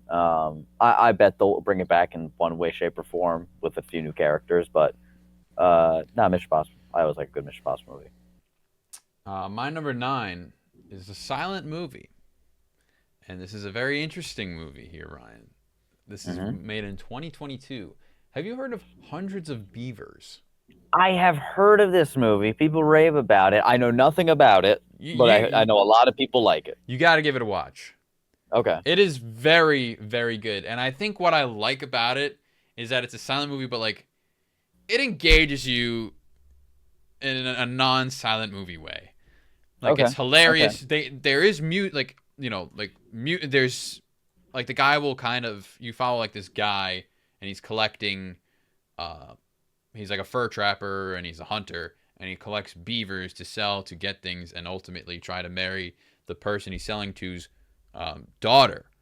So he's like, you need 100 beavers, and all like the beavers and the animals are people dressed up in mascot costumes. Like it's just like a beaver and it's like a person in a beaver costume, and it is so fun and it is hilarious and like you gotta give it a watch. It is phenomenal. No, that sounds awesome. It kind of reminds me of like old Disney in a way. Of what Disney? Like an old Disney movie. Oh, okay. If an old Disney movie was live action. Okay, that's a good pitch actually. My number 8, I got Train to Busan. I thought this was fantastic. Really? Yeah, a lot higher. I didn't know where you stood on that. Wow. I get 4 stars. Train to Busan. Yeah, it's great. I mean, the action sequences are great. How they I mean, one of the big things like zombies, like they do a great job at showing how the infection works and like what kind of zombies they are. Um, and yeah, the train setting adds a lot, but you're not on it all the time. There's a great moment where they get off at a stop and they get back on the train and all this, and where are you going with the train? There's almost that element of Speed, the Keanu Reeves movie, where it's like we have to keep going, but where can we go, kind of idea. And there's obviously there's kind of that environmental allegory to it too, and it's great. And all the characters were cool. There was the main guy who kind of gets humbled throughout the movie because he's a dickhead, and then there's the bigger guy who's a badass, and like they have fun banter together and stuff, and it has its fun moments too. But yeah, I thought this movie was awesome. My 8 is The Prince of Egypt. Mm. I don't, I don't know what else to say about this one. It's fantastic. I watched it in school a couple Yeah, times and gave it a it's rewatch a couple years ago. and it's such a great performance by both Val Kilmer and Ray Fiennes, if that's how you say his name. I don't know, but I've heard so many different ways. yeah, I love this movie, and I really like the source material. Like I like the story of Moses. Source material. Yes. I know what you mean though. So I I just find it cool how they like adapted it. Yeah, and I think it hits a lot of the great moments, the great points of when God talks to Moses, how they show that, and whether through the bush and how they show death coming door to door, and like that's like the visualization of that is tremendous, and all the plagues are visualized tremendously. The songs are good that are in here, and yeah, it's just beautifully animated. This and like Iron Giant were both in that class of animation. These were made pretty close to each other and both absolutely fantastic. Yeah. And two of the last great, not last of the great because it was still Lilo and Stitch came out and a few other things, but of 2D animated movies, these two were on the back end and they were both fantastic. My number 7, I have Sinners. Sinners, I think you might hear a little bit more about come the old wrap-up episode we got coming at you. But or it may have already been released. I don't know. But Sinners. I'll probably fantastic. do this one first. Okay. Sinners is fantastic. This was my watch a vampire movie. For those of you that don't know, it's a vampire movie. It's. I mean, Michael B. Jordan is tremendous in it, and it's very concentrated, like at just being awesome, like start to finish, and they do a lot of awesome things in it, there's nothing to say about it. It feels like a movie from the 90s or like early 2000s where they just made it. Like they just made it. And it's so good. I love Sinners. I was a doubter when I saw the trailer for this thing. Because you see two Michael B. Jordans, you're like, this is going to be stupid. It's going to be one of those. Because how many times has an actor done that and it's just a stupid gimmick? Almost all the time. I love Sinners. I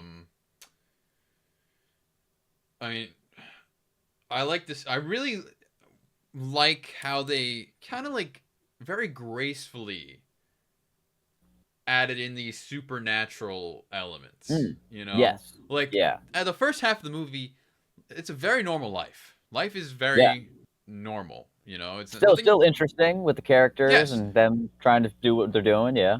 Exactly. You're very interested in the whole town they're in and all the characters and all their you care about each character and their story, and you're just kind of like watching and learning, and you're kind of like, well, where the fuck are the vampires? But you're kind of like digging what's going on regardless. And then like there's like a little, one of these characters can see into the future. Oh, there's vampires. Oh, this character's, I guess you call her a witch. The one that the main Michael B. Jordan has like a relationship with. She like she was the one that called them, like figured out all their vampires, and she like makes like spells and stuff. She's like a witch, and if you're a musician, if certain musicians have like this power to connect through time, like it's like awesome. It's a very strange way to present like this fantasy kind of. Yeah.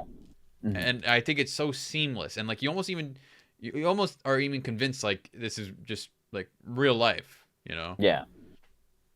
No, Sinners is awesome. That Yeah. was my number 7. So My, good. my number 7 is, I believe this was the most popular movie on my watch list that I decided to nix. Joker. Shutter Island. Um, Love Shutter Island. it's been a while since I've seen like a psychological thriller, and my God, this is fantastic. I it got to the point where I never cared about spoilers, because I just like to watch a movie for a movie. I just like to see how I just like the movie itself. I don't care what happens in a movie. Like obviously I care what happens, but like I don't care if I know what happens. If I was spoiled for this movie though, I don't think I would like it as much, because like some movies, the spoiler, the movie leans so much on the spoiler, and that's not a bad thing. Because obviously I really liked it, and when I found out the spoiler, I didn't even, because I don't know how I never got spoiled for this movie, but I was like, what? Whoa, and I was like upset that was the truth. I was upset because I was so invested in this journey. And when I found that, I was like, man, I'm a little upset, but like, it made me, it had a profound reaction to me. Nice. But hey, that's what movies are supposed to do. True. Evoke reaction. One way or another. Excellent. Very true. My number 6, I have 1972's Tales from the Crypt. And this is a movie I didn't know what I was really getting myself into, because I know the Tales of the Crypt TV series, and this was a movie kind of based off the same series, and the book series, and it is an anthology film with different segments, all of them horror, and it's you can tell at the start of the movie it's all revealing how each person in the crypt died. They think they're on a tour of the crypt, but they're actually dead. And each one of the segments is fascinating in their own way and very, very interesting in their own way. One of them has to do with a man who lives at this it's a house for the blind, and the guy who runs it is like, he's kind of a Nurse Ratched kind of character to them. There's some Cuckoo Nest elements to that. Some of them have supernatural elements, and there's basically a zombie in one of them, but it's Tales from the Crypt. It was awesome start to finish. Like, all the segments were great and unique and very unique. So it felt like you were watching like 4 or 5 really good episodes of a TV show in a row. What was it called again? Tales from the Crypt. Might give that a watch. Yeah. I like it. My number 6 is Sinners. We can move on from that. Okay. Yeah. I think that was my for 2025 movie. Oh, okay. Yeah. We're the top 5. Woo-hoo! Top 5. My number 5, ladies and gentlemen, I have, this was, category please. It's not loading. It was The Sound of Music. I had never seen The Sound of Music. Are alive with the sound of music. And I mean, this lives up to the hype. I mean, whatever kind of hype you want to say is associated with it, it lived up to it, man. I mean, from start to finish, all the songs, all the performances, the historical setting. I mean, I believed everything that was going on in it. I was invested in everybody, and it was a movie with a lot of characters too. Like nobody soured on me really. So, it's fantastic. 4.5 stars. Yeah, I remember liking that as a kid. It's been a really long time since I watched it, but it was one of the very few musicals I kind of put up with. Okay. Yeah. My number 5 is Chinatown. And the snow started moving for you. Chinatown. What? I don't know. The snow wasn't moving, then it started moving. Anyway. Oh. Chinatown with what's the guy's name? Jack Nicholson. Jack Nicholson. Really great. Kind of like this small, like, you wouldn't expect this problem at the watermill to be such a, big thing to carry a movie, but like it is, and it's really interesting, and you really like Jack Nicholson's character, where he's a private investigator who was just kind of like hired to like, I think he was just mostly hired to find like infidelity and stuff like that. And then he like gets really invested in the story, um, and you see like the corruption, and you see like it's like a gritty movie, a little noirish. Yeah. I picked this movie because the first episode of The Sopranos, when they chased the guy in the car, it was said to have pulled from Chinatown, how it was filmed. So I wanted to give it a watch, and it was great. Nice. Chinatown never did it for me for some reason. I gave it one watch and just didn't click for some reason. I would rewatch it someday just to see that. My number 4, I watched a film with Jimmy Stewart. I have a movie called You Can't Take It With You. It's so Frank Capra and Jimmy Stewart did this movie 1338. I believe this was Frank Capra's first movie before World War II, and It's Wonderful Life was his first movie after World War II.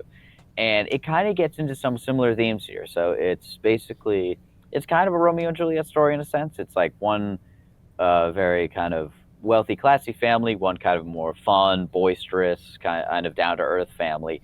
And they kind of help the other family. And the two, there's a man and woman from each family who are engaged to be married, if I remember correctly. And it's kind of bringing the classy family kind of down to earth. And that whole message, you can't take it with you. People are what will make you rich, and that kind of thing. And, so that kind of ending is a similar message to It's a Wonderful Life when it's all about the people around you and the little things and not just the money.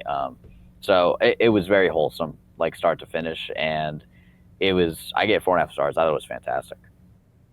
What was the quote at the end of It's a Wonderful Life? Like, no man is a failure who has friends.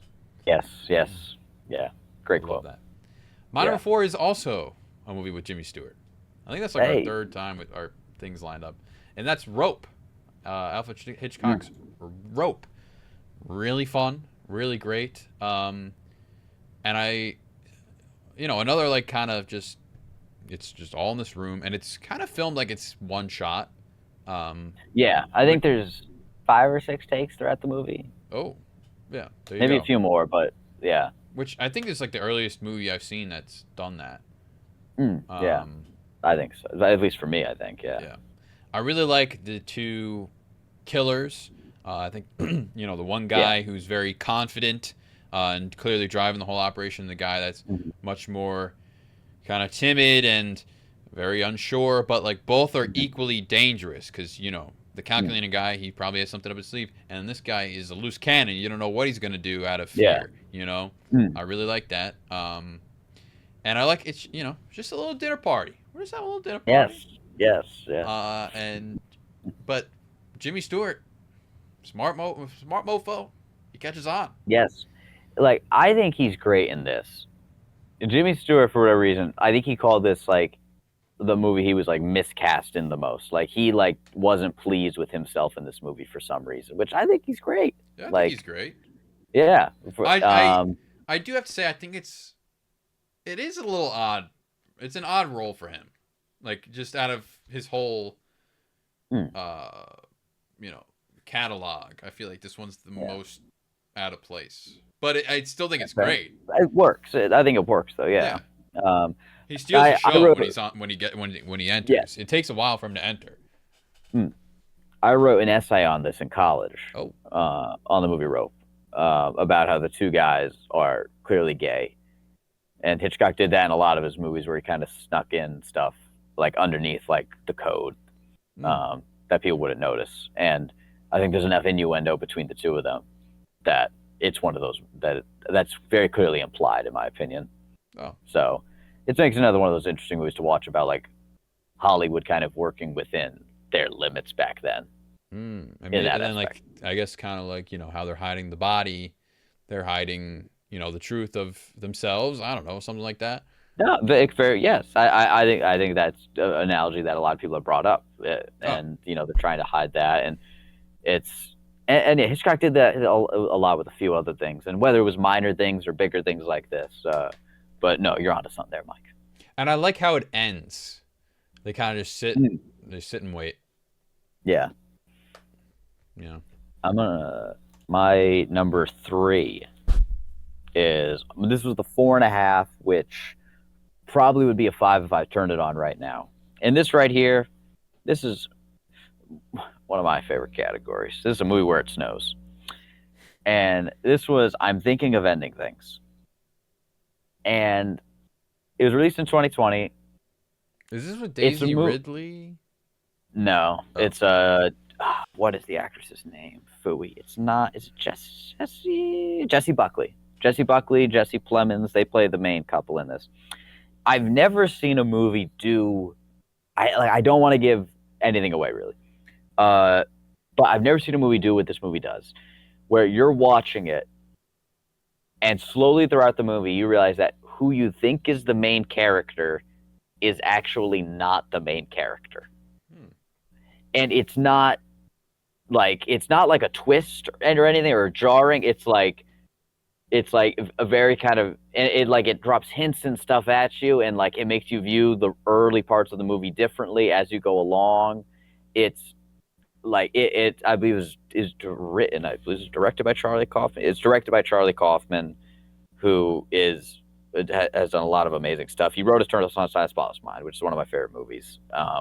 And this is in that same kind of very, not mind-bending, but though mentally complex kind of movie, I guess you could say. Mm-hmm. And it's tremendous. It's really, really a tremendous movie. And it's deep. It's very deep. So I'll give it up for that. Very good. My 3, I think this is a movie with a musician as a actor in the role. I have Boys in the Hood. Oh, yeah. I love this thing, dude. This thing was so good. And I really like just how, like the main character, he's just kind of... First of all, Lawrence Fishburne. He's one of the coolest guys in this movie. This guy is so cool. What a cool guy. I kind of like how... Lawrence Fishburne, or the main character, he's just watching these things go by, and Lawrence Fishburne, obviously, as the father, he's been there longer, and he's just kind of like teaching him, like, that's just the way these things go, and like he like watches his like best friends get arrested, like even as a young kids, these kids are arrested, and like it's kind of like you stand outside and you watch, and that's kind of it. Life goes on. Or a kid who's like can have great prospects in college with football, spoilers, has an ultimate demise, and that's just kind of how these things go. It's very sad, but it doesn't express like a sad. I mean, it expresses a sad tone, but it's not like outwardly sad. It's just kind of like that's just so it is, Yeah. We're kind of numb to the pain, which is even sadder, I feel like. Yeah. I really like Boys in the Hood. Nice. My number 2 is the thing.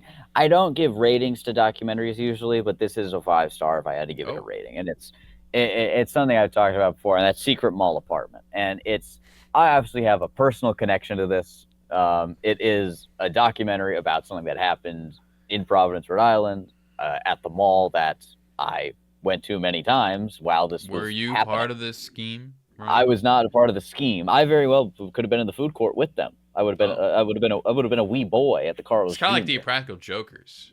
They film at the mall I frequent at. Oh, really? I've never ran into them, but yeah, they do. I think they stopped because people know they're too famous now. I don't know how they still do the show, but anyway, go on. But like independent of all my personal connection, it is one of the best documentaries I've ever seen. Like they documented their lives and this whole like bizarre part of their lives so well, and like there's so much footage to go off of, and it gets into about gentrification and people getting forced out of their homes and being a struggling artist, other art projects that these people did around the country or just in Providence, and it's not really a love letter to the city or anything, but it talks about the city a lot, and it gives you a feel for what was going on in the city at that time. And and like I said, you make a connection with all the people that were in this secret apartment, and it's a funny documentary. They do a lot of inventive stuff with it, and it's a great time. It's a great time, and it got some more recognition not too long ago because it was produced by Jesse Eisenberg. So and he mentioned it in a few things. So it's yeah, it's a fantastic documentary. I'd recommend to anyone, regardless of where they're from. Obviously, personal connection for me. Watching it in the mall, also at the movie theater in the mall, was it's different. That's fine. What's that? You watched the movie in that mall? Yeah, the mall, the Province Place Mall has an IMAX movie theater. That's where you watched it. And yeah, we watched it on the opening night of it, where they had a Q&A. They had a Q&A with some of the people who were the artists who were in the secret apartment. Oh, that's cool. All of them who had just been unbanned that week from the mall because of the release of the film. But so I try to say all that, like, that stuff made the experience even better. But independent of all that, like, it's fantastic. So that's my number 2. My number 2, I have The Good, the Bad, and the Ugly. Sergio Leone. Yeah. I've never seen a spaghetti western before. The only Clint Eastwood movies I watched were like Trouble with the Curve. I don't know. So I was very pleasantly surprised. This is my first 5-star. I have 2 5-stars, I said. So 5-star here. I was very pleasantly surprised by how good this was. Like, the sets were great. The costumes were great. Each character was interesting. Angel Eyes I think was an awesome villain. Blondie is like a really cool, like stone-faced protagonist. And I just like this simple story of we're all just trying to get a little bit of money. And it's kind of like wild, it's not wild. It's like a slow chase across the West, and it's fantastic. Nice. The time has come. Ooh! The best movie that we got for the BT&H Challenge 2025. We're here, folks. Congratulations. We are here. Here's your BT. What? Our BT. Remember our awards that they're called the BTs. Oh yes. This is the BT for best of the challenge. Best of the challenge 2025. And the winner for me was 5 stars on the first watch. Cinema Paradiso. I thought it was a tremendous portrait of the individual's life, and I thought a very good child performance, and a lot of good ideas about connection to your hometown, connection to people growing up, and what it's like to leave that, and how you look back upon it in different ways, and the relationships you left behind versus, and certain things you look at with, the rose-colored glasses or whatever. And I think it's a beautiful movie all around, and it's just I loved all the characters. I loved the relationship he had with the older gentleman, and just everyone in that town. It just felt like it felt universal in a weird way of, like, any small town, like, you have those characters, and they obviously look different and act different, but everyone has the buffoon and this and that, and all that stuff. So it was a tremendous movie. The one flaw I have is I know Sicilians, Sicilians. The idea that this gentleman left home and didn't visit his mother for 30 years or whatever it was would never happen. One, because Italians are mama's boys to begin with. So that's already a far leap. But 2, that a Sicilian woman would not have sent someone to get her son in that 30-year span. That stuff was not within the realm of realism for me. But outside of that, it's a tremendous movie. And I know you said you liked it, not as much, but you enjoyed the film as well. Yeah. My number 1, here is your BT. To Drive, starring Ryan Gosling. Wow. What? Go. Oh, do you not like this movie? I really don't. Really? Yeah, I don't hate it. I think I gave it 3 stars when I watched it. Like, it did nothing for me. But go ahead. You are not alone. There are lots of people who adore this movie. Oh man, it's been a good while since I really felt something when I watch a movie. And I love the soundtrack, and it makes you just feel all types of ways. I love his character, Ryan Gosling's character. He's like, he's a quiet kind of guy, and he's just getting mixed up, doing like in the wrong things, doing bad things. But he like takes a liking to this girl next door, and her son, whose father is away in prison, and he really feels as someone, I guess, who's a more standoffish person. You kind of hang on to these little relationships as much as you can get, as much connection as you can get. And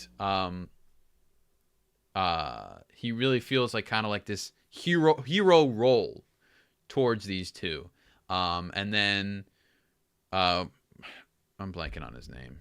The guy who plays Poe in the new Star Wars, Omar. Oh, Oscar Isaac. Oscar Isaac. Omar. Oscar Isaac. Wow. He comes back, and you can see he's like a little, kind of like sizing up the guy, like, yo, like, why are you helping out my family? Like, stay away. And you can tell, like, they kind of paint Oscar Isaac to be a bad guy before he comes in. And he comes in, and he's like a pretty nice guy. He's like saying, like, guys, I'm really sorry for what happened. It won't happen again. I'll try to be, there for my family and stuff like that. And he's like, his guard's up with Ryan Gosling, but he kind of befriends him. Ryan Gosling helps him when he needs money to pay off these mobsters. And Ryan Gosling feels like a hero. He's, even though he has to like deal with it through Oscar Isaac, he's still helping out this mother and son. And I think the action sequences are really great. I really like the first sequence where he's, doing the drive, and then he uses the end of the like Clippers or Lakers game to hide and swap, like get a little disguise on and get out undetected. I thought it was cool. And I like, it just all comes to a head really nice where he's talking to there's always this bigger fish in this like mob scene, and he gets to the top, and he has somewhat of the top, because then he says, oh, there's going to be more, so you better give me the money now, or else you're going to have this problem for the rest of your life. And he deals with his problem, and he just drives off, and the ending scene is just him driving, and it's a very relaxing drive, as opposed to every other drive before that, where if he was racing in that track, or he's being a getaway driver. It's just a nice little end where he got rid of the problem for the mother and son, and that's what he cared the most about. Nice. I love this movie. A lot of people do. It didn't hit me the way it hit a lot of others. I respect it. I thought it was fine. For a reason, it just didn't hit the chords that it hits with other people. But that's okay. And see what the challenge brought you, Mikey. See what the challenge brought you. A 5-star like that, a movie that made you feel something. Yeah. That's what the BT&H challenge is all about. From half stars to 5 stars. We saw it all this past year. I know I had half stars. Did you? No, my lowest was 2. Lowest was 2, man. Yeah, I went as low and as high as you can go. Look at that. You watch movies like that sometimes. That's what the challenge is about: exposing you to new things, different things. You don't know a movie's a good movie till you watch it. That's right. So I think it's time to close the door on this 2025 challenge. Wouldn't you say, Mike? Yeah. I'm very grateful for it. I as well. And we look ahead to 2026 and the BT&H challenge and what lies ahead with those brand new set of categories and a brand new set of movies in this coming year. Join the 2026 challenge. Join the challenge. Post your list in the comments, and let's all just go on this great big journey together. Let's do it together, folks. My name has been Ryan McNeil. Michael Frieri. And we wish you all a Heidi. Ooh.